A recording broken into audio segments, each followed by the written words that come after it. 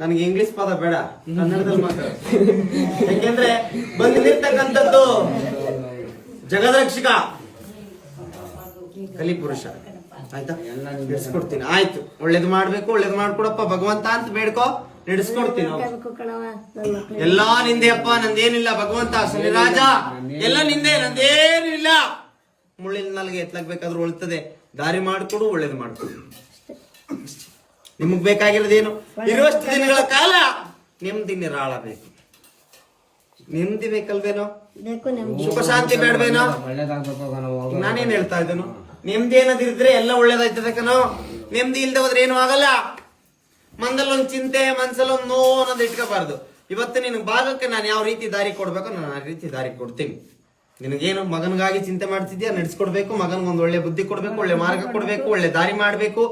ಏನೋ ಒಂದು ದಾರಿ ಮಾಡಿ ಒಂದು ನಿಲ್ಸ್ಬೇಕು, ಒಂದು ನೆಲೆಯಾಗಿ ನಿಲ್ಸ್ಬೇಕು.